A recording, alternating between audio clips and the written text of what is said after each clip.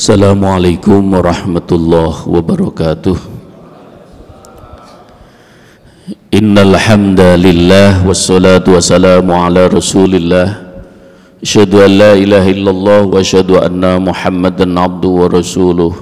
Allahumma salli ala sayyidina Muhammadin abdika wa nabiyyika wa rasulika nabiyil ummiyyi wa ala alihi wa sahbihi wa sallim tasliman biqadari 'azamati dzatika fi kulli waqtin wa hin. Amma ba'd.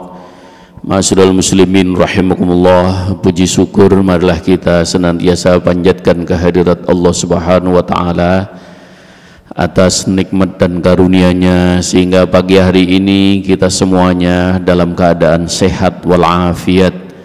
Seluruh anggota tubuh kita berfungsi dengan baik. Ini adalah anugerah yang luar biasa. Dan masih ada yang istimewa, yaitu kita tetap dalam keadaan iman dan Islam. Alhamdulillah.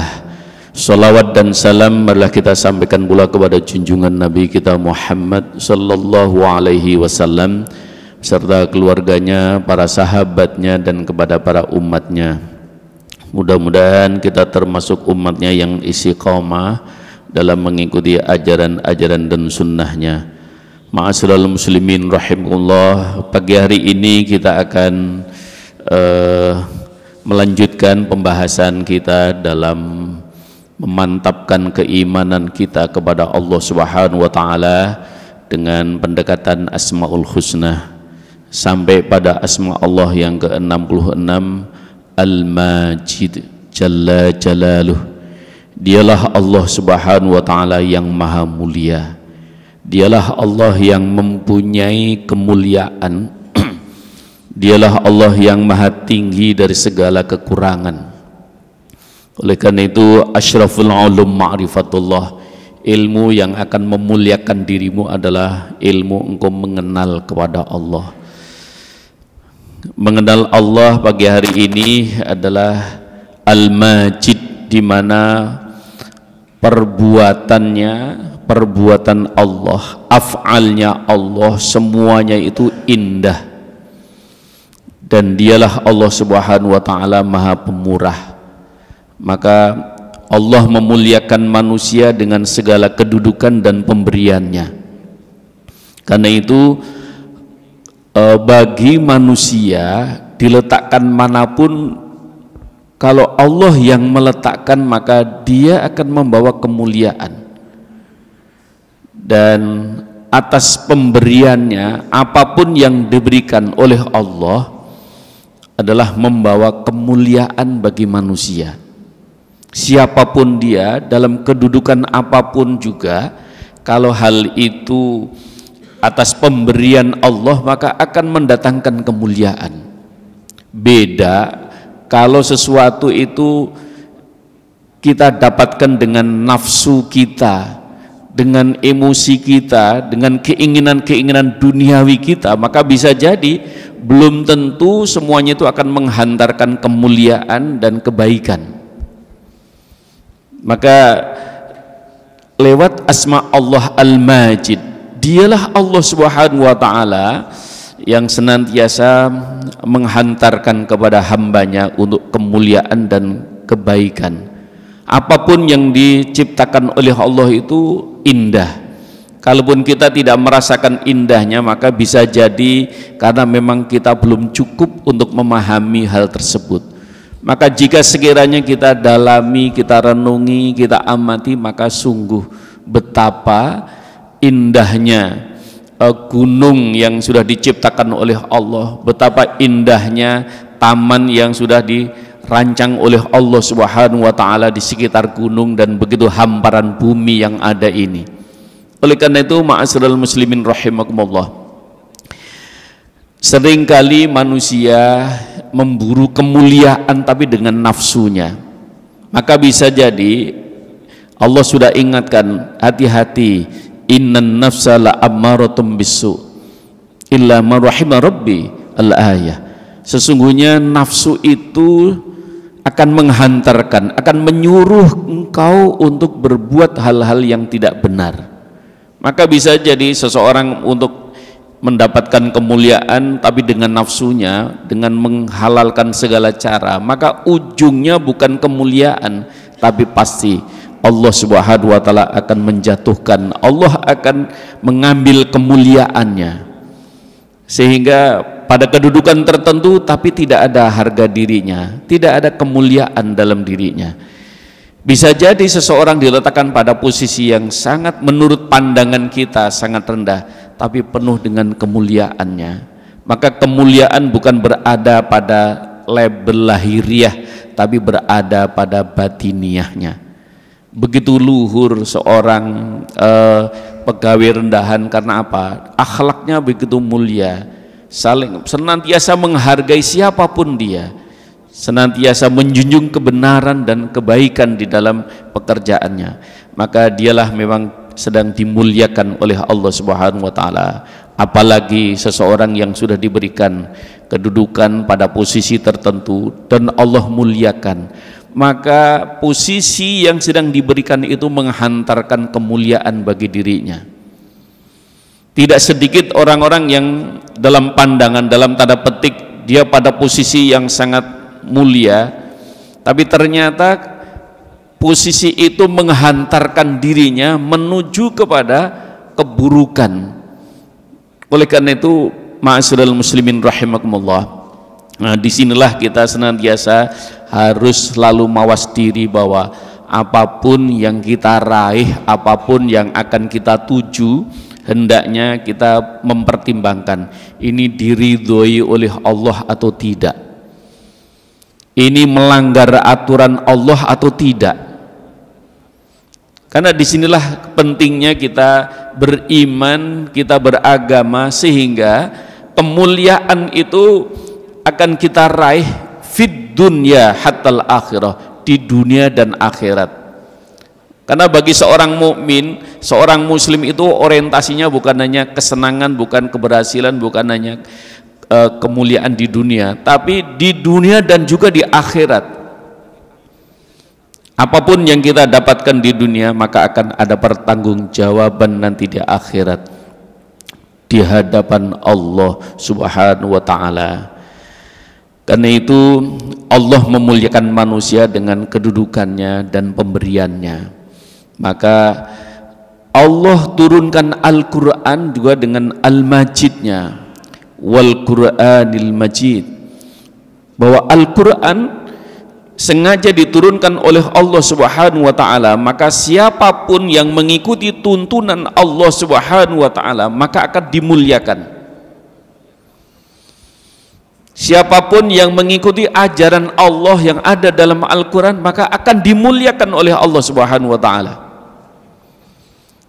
Al-Quran adalah kalamullah yang telah mencapai puncak kesempurnaan, sehingga tidak ada kalimat-kalimat yang lebih terkesan yang melebihi Al-Quran. Tidak akan kita temukan petunjuk-petunjuk yang lebih baik dan sempurna yang melebihi Al-Quran. Maka Sayyidina Abu Bakar As-Siddiq menyatakan bahwa hanya orang-orang yang mulia yang akan memuliakan Al-Quran.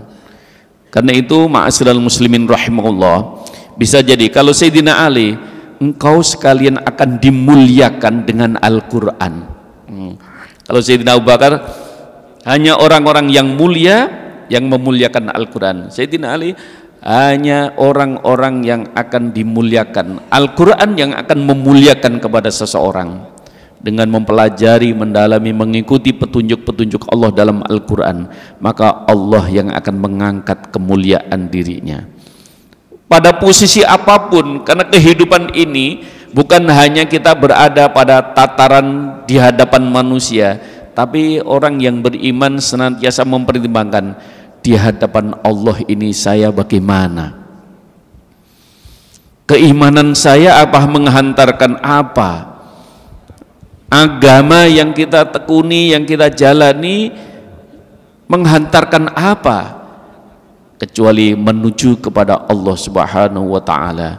Qalu atajabina min amrillah rahmatullah wa barakatuh alaikum ahlal baiti wa hamidum majid. Para malaikat bahkan berkata, apa kamu akan merasa heran tentang ketetapan Allah? Rahmatullah wa barakatuh, apapun yang ditetapkan oleh Allah itu adalah bagian dari rahmatnya dan dari bagian dari keberkahannya. Surat Hud ayat ke-73. Jadi apapun yang ditetapkan oleh Allah itu adalah bagian dari rahmat dan barokahnya. Maka sebagai seorang mukmin, seorang muslim, kita tidak buru-buru menyimpulkan. Sebelum kita merenungi, kita pelajari, kita hayati dulu dengan tenang, dengan sifat yang tenang, dengan sikap yang santun, akhirnya baru kita simpulkan. Maka bisa jadi bahwa apa yang telah Allah tetapkan bagi diri kita, oh ini bagian rahmat dan barokahnya. Oleh karena itu, ma'asyiral muslimin rahimakumullah, maka seorang mukmin silahkan mau berprestasi apapun, sampai pada posisi apapun silahkan, tapi ingat bahwa semuanya harus dibingkai dengan keimanan kepada Allah Subhanahu wa ta'ala. Jangan ada penyesalan, karena biasanya menyesal itu di ujungnya, di akhirnya. Ternyata setelah mendapatkan pada posisi dan kedudukan yang tertentu, ternyata Allah malah merendahkan. Maka tu'izzu man tasya wa tudillu man tasya. Bagi Allah sangat mudah memuliakan seseorang, bagi Allah juga sangat mudah untuk merendahkan seseorang. Karena itu, ma'asyiral muslimin rahimakumullah, maka Al-Majid, di mana Allah senantiasa af'al asma, senantiasa membawa kebaikan bagi manusia, maka kita dianjurkan oleh Rasulullah untuk selalu berhusnudzon ilallah, berbaik sangka kepada Allah, karena apapun yang ditetapkan Allah, apapun yang diberikan oleh Allah itu sesungguhnya baik untuk kita. Rahmatullah wa barakatuh, itu adalah bagian dari rahmat dan keberkahan. Maka kenapa mesti harus berhusnudzon ilallah, berbaik sangka kepada Allah? Karena memang Rasulullah juga menyampaikan, innallaha 'inda dzanni 'abdi bi, sesungguhnya Allah berada di atas persangkaan hambanya. Engkau menyangka apa dalam kehidupan ini di hadapan Allah? Kalau engkau menyangka bahwa Allah begitu murahnya, maka kemurahan yang akan melimpah kepada dirimu. Kalau engkau merasa ini Tuhan ini gimana sih, meragukan anugerah Allah, maka ya sampai di situ saja Allah akan biarkan seseorang berada dalam terombang-ambingkan oleh pikiran buruknya. Oleh karena itu, ma'asyiral muslimin rahimahullah, innallaha 'inda dzanni 'abdi bi. Dalam hadis qudsi di mana Rasulullah sampaikan, sesungguhnya Allah berada di atas persangkaan hambanya. Maka keyakinan, membangun keyakinan bahwa kemuliaan milik Allah, maka yang akan memuliakan juga Allah. Maka Allah turunkan bagaimana bimbingan apa yang bisa memuliakan hidup ini. Pada posisi apapun, dalam kedudukan apapun, dalam kondisi apapun, seorang bisa tetap dalam keadaan kemuliaannya. Itu dengan Al-Quran. Oleh karena itu, Allah Subhanahu wa ta'ala, keberkahan datang dari arah yang tidak terduga, dan keberkahan bisa juga tidak terbatas dan tidak terhitung. Kata Ar-Raghib Al-Asfahani, bahwa karena memang betul karunia dari Allah itu bisa datang dari mana saja. Allah bisa saja mendatangkan dari siapa saja dan dari mana saja. Kadang-kadang yang kita harapkan dari seorang itu ternyata tidak terwujud. Malah yang kita tidak harapkan, tidak terduga, yang kita tidak duga, malah ternyata itu yang menghantarkan kebaikan untuk kita. Maka disinilah seorang mukmin, seorang muslim harus senantiasa setelah husnudzon ilallah, kemudian juga husnudzon kepada sesama, berbaik sangka kepada sesamanya. Karena bisa jadi orang yang kita anggap ini tidak menghantarkan kebaikan kepada kita, malah mendatangkan kebaikan bagi kita.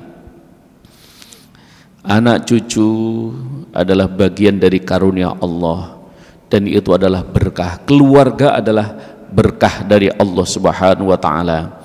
Maka kalau Pak Quraisy Shihab itu menyatakan bahwa Al-Majid sesuatu yang mantap, kebajikan yang melimpah, yang beraneka ragam dan berkesinambungan, itulah Al-Majidnya Allah yang diberikan kepada kita semua. Sesuatu yang kita diberikan kemantapan, itu adalah berkah dari Al-Majidnya Allah. Kebajikan yang melimpah, kebaikan yang terus melimpah, sehingga kita beraneka, kita bisa melakukan kebaikan-kebaikan, itu juga bagian dari Al-Majidnya Allah. Beraneka ragam dan berkesinambungan kebaikan itu adalah karena Allah itu ingin memuliakan seseorang lewat Al-Majidnya. Karena itu lewat mimbar yang singkat ini, bagaimana Allah Subhanahu wa taala nyatakan wa wal ghafurul wadudul arsyil majid fa'alu lima yurid. Dialah Allah yang maha pemurah lagi maha pengasih. Dul arsyil majid, dialah Allah yang mempunyai arsy yang sangat mulia. Fa'alu lima yurid, dialah yang maha kuasa untuk berbuat segala sesuatu sekehendaknya. Allah itu pemurah, Allah itu pecinta. Karena itu Allah Subhanahu wa taala itu akan tidak senang jika seseorang tidak ada rasa cinta kepadanya.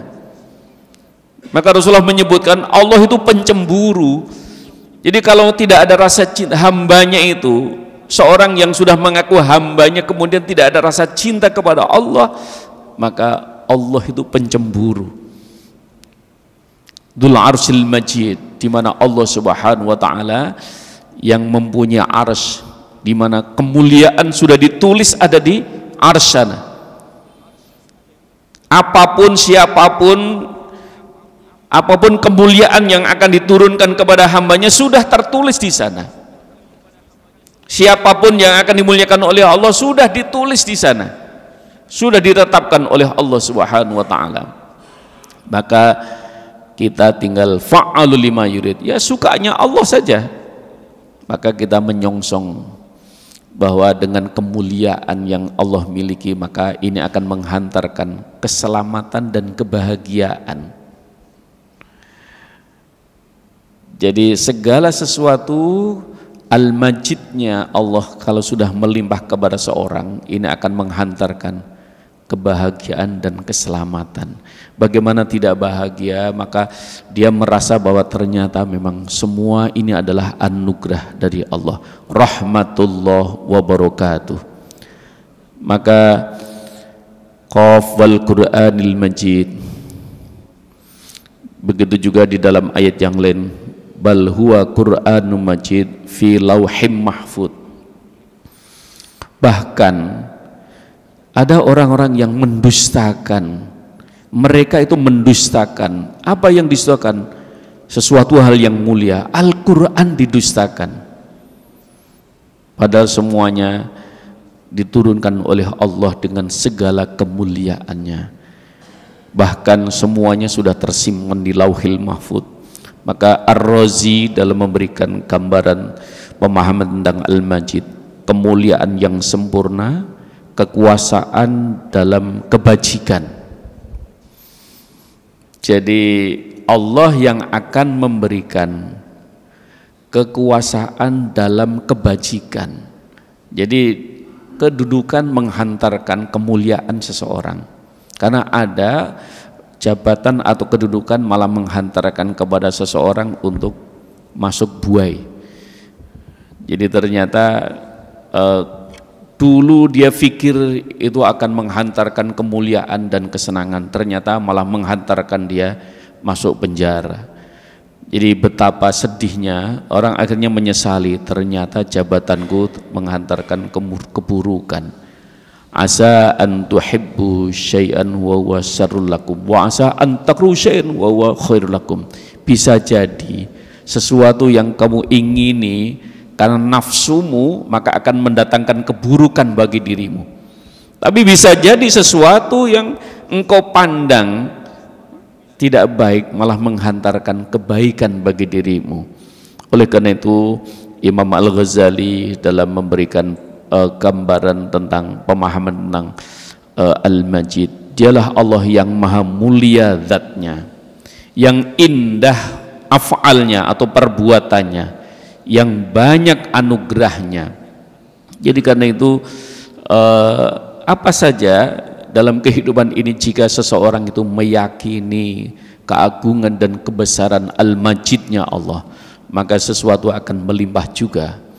Maka dari awal tadi saya sampaikan, kita harus senantiasa membangun kesadaran diri tentang betapa bahwa sumber kemuliaan adalah dari Allah. Maka Abdul Karim Al-Qushairi dalam kitabnya Risalah Al-Qushairah, beliau mengatakan, ketahuilah sekiranya Allah Subhanahu wa taala menghendaki untuk membahagiakan hambanya, maka hamba itu dikayakan tanpa harta, dicukupkan tanpa upaya, dan dimuliakan tanpa bersusah payah. Jadi bagi Allah itu kalau ingin memberikan kemuliaan seseorang itu begitu mudahnya. Apabila dikehendaki kemalangan, maka hamba itu akan diakhiri dengan kesibukan yang tiba-tiba dan menerima bencana yang mendadak, dan segala sesuatunya menghantarkan kepada keburukan bagi dirinya. Oleh karena itu ma'asyiral muslimin rahimullah, maka mengenal Al-Majid adalah dialah sumber kemuliaan, dan karena itu kita senantiasa terus berhusnudzon Al-Majid.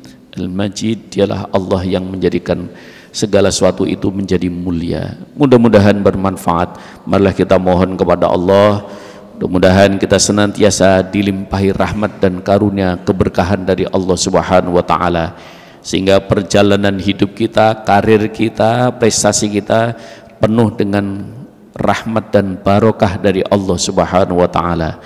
Lillahi taala al-Fatihah. A'udzubillahi minasyaitonir rajim. Bismillahirrahmanirrahim.